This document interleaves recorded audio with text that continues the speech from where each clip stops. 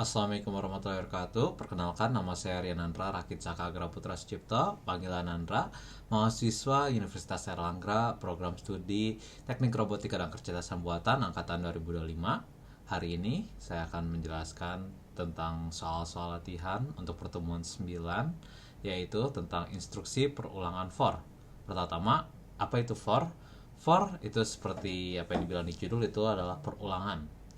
Jadi ini adalah sebuah cara untuk mengulang blok-blok tertentu pada kode. Mengapa kita ingin melakukan perulangan? Karena sewaktu-waktu dalam pemrograman kita ingin memanggil atau melakukan suatu hal berulang-ulang kali. Kalau cuma 1-5 kali ya kita bisa aja copy paste aja bloknya. Tapi kalau kita pengen lakunya 100 kali, 1000 kali, itu bagaimana caranya? Kita bisa menggunakan for loops. Mari kita masuk ke soal latihan untuk pertemuan kali ini. Untuk hari ini kita memiliki 4 soal latihan dengan soal 3 memiliki 3 anak soal 4 memiliki 4 anak soal. Pada soal pertama, kita disuruh untuk membuat flowchart dan program untuk menampilkan nilai 1 hingga 40 dengan instruksi for. Maka untuk flowchartnya seperti ini. Kita mulai dengan start, kemudian kita inisialisasi nilai I sama dengan 1, dan kemudian kita akan masuk kepada pengecekan. Kita akan dicek dulu nilai I apakah lebih kecil atau sama dengan 40. Jika tidak, maka dia akan langsung selesai. Jika iya, maka dia akan turun, dia akan ngeprint nilai I-nya, kemudian dia akan menambahkan satu ke nilai I, terus akan kembali lagi ke pengecekan. Ini akan berulang terus sampai nilai I itu lebih dari 40. Saat dia lebih dari 40, maka dia akan ke no, terus ke n. Maka ini memberikan ilustrasi bagus bagaimana for loops bekerja. For loops biasanya tuh bekerja dengan mengecek satu variabel, dan selama variabel itu tidak memenuhi sesuatu kondisi atau memenuhi sesuatu kondisi, maka dia akan mengulang terus, dan selama perulangan itu nilai dari variabel itu akan berubah. Mari kita masuk ke programnya. Di sini bisa dilihat cara penulisan programnya untuk mencetak nilai 1-40 menggunakan for loops. Pertama, kita memiliki include yang biasanya. Kemudian kita masuk ke fungsi utama kita. Kita inisialisasi nilai I. Ini adalah nilai yang di tracking sama for loops supaya bisa ngecek. Kemudian di sini ini nih for loopsnya. Cara membacanya adalah kita mulai dulu dengan memberikan nilai kepada I apa. Kita memberikan nilai 1. Kemudian kita masukkan selama kondisi apa pengulangan ini akan terjadi. Di sini kondisinya selama I ini tidak melebihi nilai 40. Kemudian di sini kita masukin setelah setiap perulangan apa yang akan terjadi kepada variabel I ini. Kita akan tambahkan nilai 1 kepada variabel I. Maka di sini lihat printf desimal, dan kemudian kita akan mengambil nilai I ini. Jadi setiap I ini berubah, kita udah ngeprint dia. Hasilnya menjadi 1, 2, 3, 4, 5, 6, 7, 8, 9, 10 sampai 40. Kemudian kita masuk kepada soal kedua, yaitu buat program untuk menampilkan nilai 100 hingga 20 dan instruksi for. Di sini ada beberapa orang yang baru belajar pemrograman, mereka akan masuk kepada perangkap for loops yang saya lihat nilai-nilai mereka kurang menambah terus. Bagaimana jika saya mau mengurangnya? Bagaimana kalau saya menghadapi soal ini? Sebenarnya cukup sederhana. Bisa terlihat di sini. Kan di sini ada yang seperti biasa. Di sini kita mulainya, kalau sebelumnya kita mulainya I-nya tuh 1 atau 0, kita sekarang mulainya dari nilai 100. Karena kita mau dari 100 ke 20 kan. Maka kita mulai dulu 100. Terus kondisinya selama I lebih besar daripada 20, maka program ini akan terus berjalan. Lebih besar atau sama dengan. Kemudian daripada menambah, kita ganti tandanya menjadi mengurangi. Jadi I setiap kali pengulangan ini selesai, maka akan dikurangin 1. Dan kita cetak terus nilainya. 100, 99, 98, 97, 96, 95 seterusnya sampai 20. Sekarang kita masuk ke soal 3. Soal 3 memiliki 3 anak soal, A, B, dan C. Kita akan kerjakan dulu soal 3A. Buatlah program menggunakan instruksi for dengan inputkan jumlah nilai maksimal atau n data dan output print data sebagai berikut. Untuk soal A, kita disuruh inputnya n dan outputnya adalah 1, min 2, min 3, min 4, min 4, min 4, 5, min 6, 7, min 8. Berarti di sini mereka ingin kita mengoutput angka berderet sampai n, dan setiap angka genapnya maka akan diberikan tanda negatif. Maka bisa dilihat di sini programnya seperti ini. Kita akan menggunakan 3 variabel. Pertama I yang akan dicek terus oleh pengulangan oleh for loops untuk ngecek ini pengulangan berapa. N untuk menentukan nilai maksimumnya berapa. Kemudian num outputted atau nomor yang dikeluarkan. Kita di sini ada bagian tes ini karena kalau kita masukin nilai 0 maka ini nggak akan menunjukkan output apa-apa. Ini cuman untuk saya ngeliat apakah ada masalah di programnya. Kita masuk ke kode utamanya, kita bilang ini gunanya apa, terus kita bilang input the maximal value, masukkan nilai maksimumnya atau n, terus kemudian akan di scan F. Kemudian kita masuk ke tes dulu. Saya juga ngelakuin ini lagi untuk ngecek apakah inputan yang dimasuk tuh diformatkan secara sesuai. Kemudian kita masuk ke for loops-nya. Jadi kita mulai dengan I sama dengan 1 karena dimintanya mulai dari 1 kan. Terus I, selama I itu lebih kecil daripada atau sama dengan N, maka pengulangan ini akan berjalan, dan I akan ditambah 1 setiap selesai pengulangan. Kita menggunakan if atau pengecekan untuk melihat apakah angka yang dikasih itu ganjil atau genap. Di sini kita menggunakan operator modulus, yaitu operator yang menunjukkan sisa dari pembagian. Jadi jika sisa dari pembagiannya itu 2, maka itu adalah sisa dari pembagian dengan 2 itu 0, maka itu adalah angka genap. Karena angka genap jika dibagi 2 tidak meninggalkan sisa.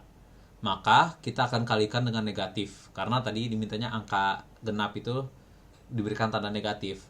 Dan jika bukan genap maka ia harusnya ganjil. Jika ini bilangan real, maka di-outputkan dengan tanda positif atau kali 1 aja, atau bisa I aja. Kemudian di print habis itu num outputted. Ini hasil barunya disimpan di num outputted.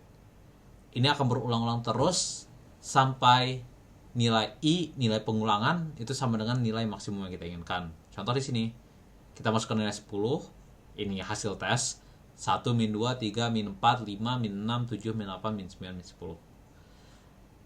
Suatu hal yang bisa dilakukan jika diinginkan, sebenarnya num outputted ini nggak dibutuhkan. Kita bisa aja memanipulasi variabelnya di sini langsung. Daripada num outputted, kita langsung ngelakuin printf kali negatif atau printf kali enggak, bisa saja. Cuman saya rasa kayak memanipulasikan nilai I yang dipakai untuk tracking for loops-nya itu tuh suatu hal yang sebaiknya tidak dilakukan, kecuali emang itu benar-benar yang dibutuhin. Karena seandainya kita lupa ngekembaliin ke kondisi awal, bisa aja ini for loops-nya akan berjalan selamanya. Selanjutnya kita masuk kepada soal 3B. Sama, buatlah program dengan n sebagai nilai maksimum. Di sini dimintanya itu adalah bilangan ganjil. Jadi kita mengeluarkan bilangan ganjilnya saja. Dimana tadi nunjukin 1, 2, 3, 4, kita di sini mintanya 1, 3 doang, dan 5, 7, 9 dan seperti selanjutnya. Kodenya seperti ini programnya. Kita hanya menggunakan 2 variabel I sama n. Terus kita akan ngelakuin tes dulu. Di sini tes seperti biasa, input max value. Yang bedanya di sini, di for loops-nya, di pengulangan, kita mainan I sama dengan 1. I lebih besar dari N, itu tetap sama. Yang beda ada di sini. Apa yang dilakukan kepada variabel I setelah pengulangan terjadi? Kita akan tambahkan nilai 2. Karena dia mulainya 1. 1 tambah 2, 3. 3 tambah 2, 5. 5 tambah 2, 7. 1, 3, 5, 7. Itu adalah angka ganjil. Karena angka ganjil selang-seling. Ganjil, genap, ganjil, genap, ganjil, genap. Jadi kita tambah 2. Kita lakukan itu, print f d1 return to 0. Kita bisa lihat di sini programnya berjalan. Kita masukkan nilai 11, maka akan keluarnya 1, 3, 5, 7, 9, 11. Oke. Berikutnya kita masuk ke soal 3C. Sekarang dimintanya adalah jumlah faktorial. Jadi jumlah faktorial itu berarti kita 1 kali 2 kali 3 kali 4 kali titik-titik sampai N. Jadi kalau kita masukin 10 berarti 1 kali 2, 3, 1 kali 2, 1 kali 3, 1 kali 2 kali 3 kali 4 kali 5 kali 6 kali 7 kali 8 kali 9 kali 10. Caranya cukup sederhana. Kita menggunakan 3 variabel kembali, I, N, sama 6 outputted. Yang ngebuat program ini beda daripada program-program sebelumnya tuh sebenarnya kita mengeluarkan printf-nya di luar perulangan. Oke, kita bisa lihat di sini. I sama dengan 1, I lebih besar dari N, I tambah 1, setiap selesai pengulangan itu semua sama.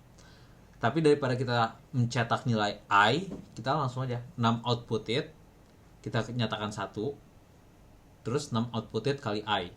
Jadi setiap pengulangan ini nilai 6 outputted ini akan dikalikan. Jadi kali 1 dulu, habis itu pengulangan berikutnya kali 2, pengulangan berikutnya kali 3.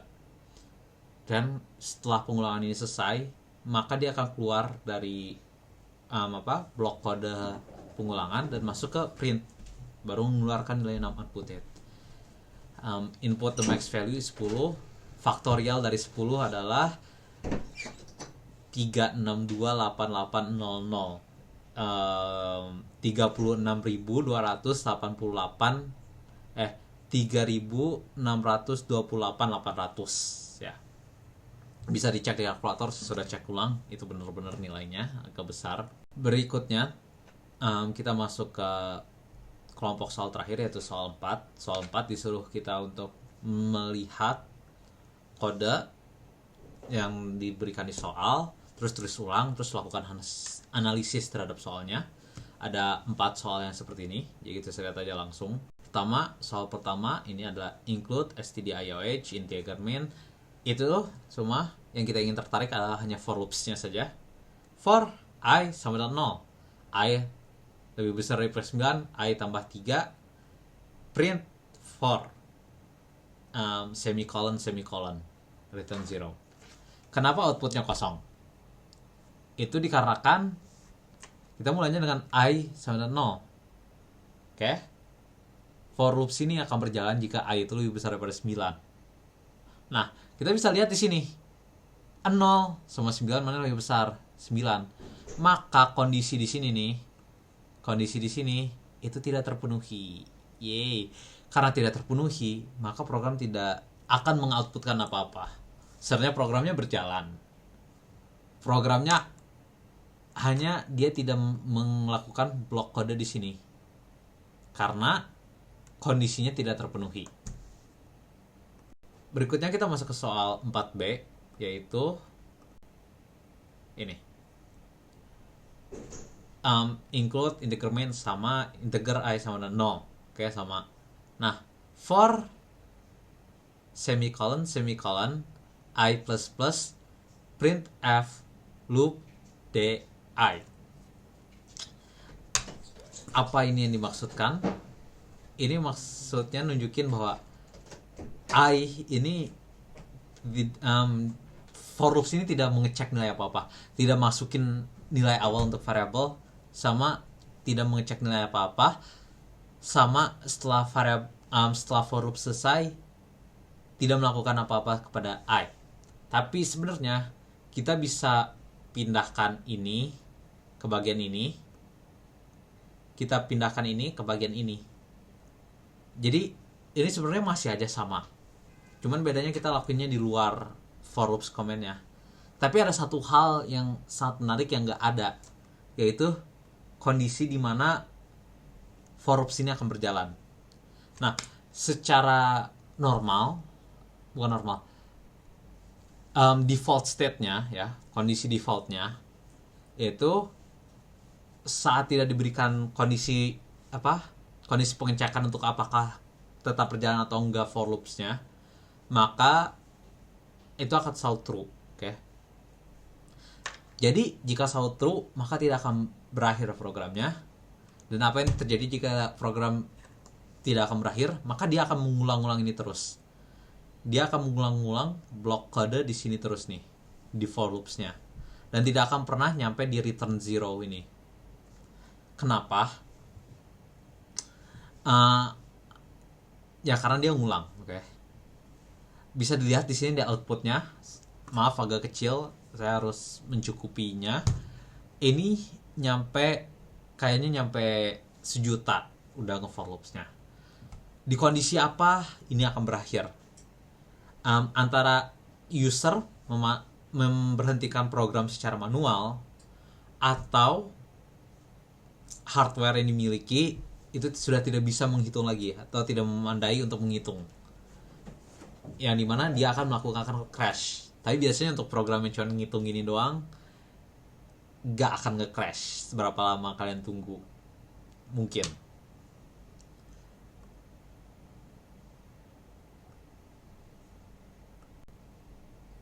Berikutnya kita masuk kepada soal 4C. Di soal 4C ini kita diberikan for i sama dengan 100, i lebih besar daripada 5, i akan dikurang-kurang. Dan kemudian printf nilai i. Kurang-kurang di sini maksudnya i akan dikurangin oleh 1. Oke. Maka program ini akan terus berjalan dari i 100 sampai i itu nilainya sama dengan 5. Oke. Bisa dilihat di sini, dia akan mulai dari 199 dan berakhir di sini sebagai nilai 5. Ini for loops yang normal.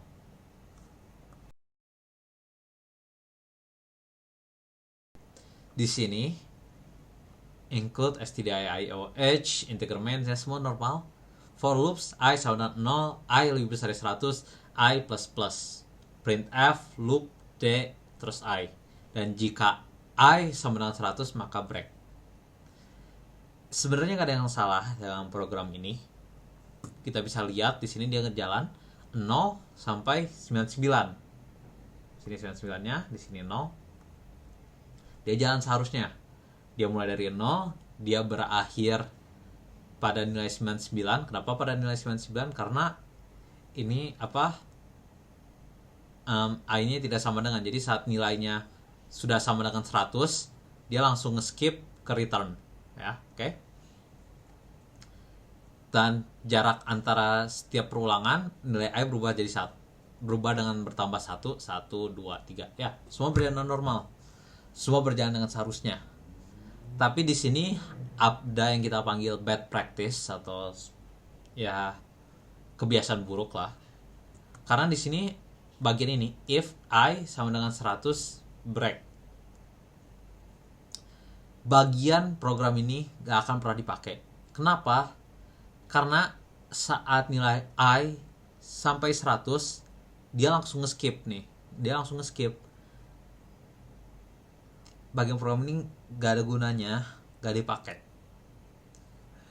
Untuk program-program sekecil ini gak ada masalah kayak gini, gak berefek. Kita sekarang memiliki bergiga-giga, bertera-tera memori. Tapi seandainya kita membuat proyek yang lebih besar, sampah-sampah kecil ini akan bertumpukan dan memakan memori yang signifikan. Bisa nyampe memori yang signifikan. Jadi itu best practice. Apa yang tidak dibutuhkan ya udah dibuang. Itu akan meningkatkan performa dan juga meningkatkan kemudahan pembacaan program yang Anda buat.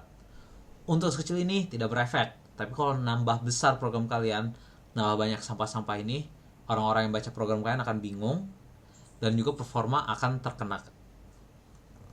Itu aja untuk penjelasan dari pemrograman dasar pertemuan 9 hari ini.